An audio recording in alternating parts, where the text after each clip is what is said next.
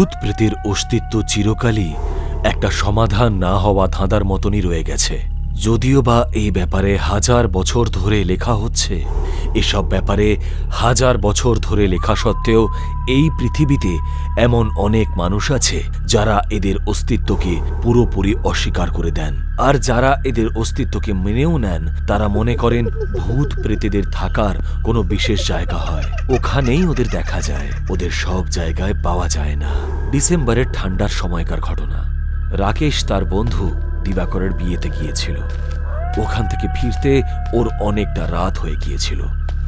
এক তো ঠান্ডার সময়, তার ওপরে রাত প্রায় 12:15 বাজে। রাস্তায় মানুষ তো দূরের কথা, একটা পশুরও দেখা নেই, যদিও বা দূর থেকে কুকুরের চিৎকারের শব্দ মাঝে মাঝেই ভেসে আসছিল। রাকেশের বাড়ি অনেকটা দূরে ছিল। এত রাতে ট্যাক্সি ছাড়া আর ওর অন্য কোনো অপশন ছিল না, কারণ শুধুমাত্র প্রাইভেট ট্যাক্সি সারা রাত রাস্তায় দৌড়য়। যদিও বা ও ট্যাক্সিতেই এখানে এসেছিল, কিন্তু ওর হঠাৎ মনে পড়ল যে ট্যাক্সিওয়ালাকে টাকা দেওয়ার পর আর দিবাকরের জন্য খামে টাকা ভরার পর ওর কাছে আর বেশি টাকা ছিল না। তাই সবার আগে ও এটিএম থেকে কিছু টাকা বের করার কথা ভাবল। ও রাস্তা দিয়ে হেঁটে এগিয়ে যাচ্ছিল,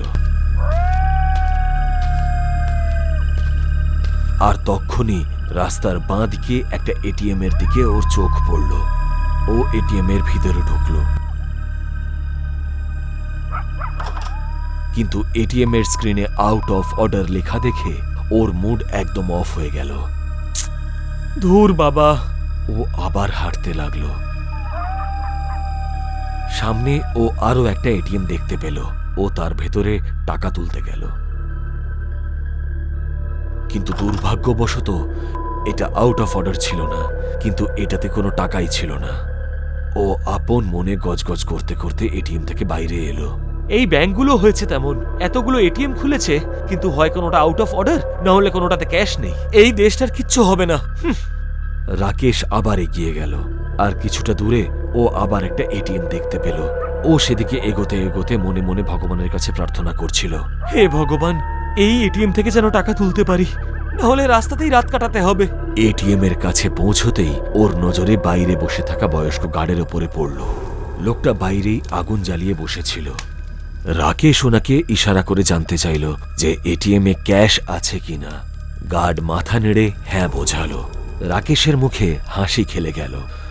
ও এটিএম এর দরজা খুলে ভেতরে ঢুকল, কিন্তু যেই না ও ভেতরে গেল, এটিএম এর দরজা দড়াম করে আওয়াজ করে বন্ধ হয়ে গেল। আওয়াজটা এত জোরে ছিল যে রাকেশ একটু ভয়ই পেয়ে গেল। বাবারে, দরজাটা তো ভয়ই দেখিয়ে দিল। ও দরজাটার দিকে তাকিয়ে মনে মনে এসব বলতে বলতেই ওর নজর দরজার কাচের বাইরে গেল। সেখানে ও যা দেখল তা দেখে ও পুরো চমকে উঠল। একটু আগেই যে গার্ডটা ওখানে শুকনো কাঠ জ্বালিয়ে আগুন সেঁকছিল, সে গার্ডটা এখন ওখানে নেই। এমনকি ওই জ্বলন্ত কাঠগুলো ওখানে আর নেই। তারপর ও ভাবল হতে পারে ঠান্ডার জন্যে বাইরে হয়তো কুয়াশা বেড়েছে, তাই গার্ডটাকে দেখা যাচ্ছে না। তারপরে ও ওর প্যান্টের পকেট থেকে ওয়ালেট বের করলো, যাতে ওয়ালেট থেকে এটিএম কার্ড বের করতে পারে। কিন্তু এ কি, ও পুরো ওয়ালেটটা আতিপাতি করে খুঁজলো, কিন্তু এটিএম কার্ডটা ওয়ালেটে কোথাও খুঁজে পেল না। আরে, আমার এটিএম কার্ডটা কোথায় গেল? এখানেই তো রেখেছিলাম। কি ঝামেলায় পড়লাম রে বাবা, কোথাও আবার পড়ে টড়ে গেল না তো? কিন্তু সেটা কি করে সম্ভব? ওয়ালেটটা তো পকেটেই ছিল, তাহলে কার্ড কি করে পড়বে? আর তখনই ওর নজর এটিএম মেশিনের দিকে পড়ল, আর দেখলো যে একটা এটিএম কার্ড মেশিনটার উপরে রাখা রয়েছে। রাকেশ সেটাকে হাতে নিল। কিন্তু এটা তো আমারই কার্ডটা, কিন্তু এটা এখানে কি করে এলো? এটা তো আমার ওয়ালেটে ছিল। আমি আবার ভুল করে এটাকে এখানে রেখে দিইনি তো? আজ আমার কি যে হয়েছে কে জানে। রাকেশ কার্ডটা মেশিনে ঢোকালো। মেশিনে প্রসেসিং শুরু হলো। যেই না ও অ্যামাউন্টটা টাইপ করলো, হঠাৎ করে মেশিনের সব কটা বাটন একসাথে নিজে নিজেই প্রেস হতে লাগলো, আর মেশিনের ভেতর থেকে একটা অদ্ভুত আওয়াজও বেরোতে লাগলো। কিন্তু একটু পরে আওয়াজটা হঠাৎ বন্ধ হয়ে গেল। উফ, এই মেশিনটাও খারাপ। রাকেশের মুড আবার বিগড়ে গেল। তারপরে ও ওর এটিএম কার্ডটা বের করার চেষ্টা করলো, কিন্তু ওর কার্ডটা মেশিনে আটকে গিয়েছিল। এটা আবার কি ঝামেলা রে বাবা? রাকেশ আবার কার্ডটা বের করার চেষ্টা করতে লাগলো, কিন্তু কার্ডটা কিছুতেই মেশিন থেকে বেরোলো না। ও হাত দিয়ে মেশিনটার উপরে মারতে লাগলো। জানি না সকালে কার মুখ দেখে ঘুম থেকে উঠেছিলাম, কপালটাই খারাপ। হঠাৎ ওর চোখ পড়ল এটিএম এ লাগানো সিসিটিভি ক্যামেরার দিকে। ওই ক্যামেরার ভিতর থেকে দুটো টকটকে লাল চোখ ওর দিকে চেয়ে আছে। রাকেশ মন দিয়ে চোখ দুটো দেখছে। রাকেশ খুব মন দিয়ে চোখ দুটো দেখল। বাইরে যে গার্ডটা বসেছিল এই চোখ দুটো যেন তারই চোখ। টকটকে লাল চোখ দুটোকে খুব ভয়ঙ্কর লাগছিল। চোখ দুটো দেখে ও ভয় চেঁচিয়ে উঠল, কে ক্যামেরার ভিতরে কে? কেউ ওর প্রশ্নের কোনো উত্তর দিল না। ভয়ে ওর দম আটকে আসে। ও তাড়াতাড়ি দরজার দিকে পা বাড়ায় আর দরজাটা খোলার চেষ্টা করে, কিন্তু গেটটা বাইরে থেকে বন্ধ ছিল। আপ্রাণ চেষ্টা করেও ও গেটটা খুলতে পারল না।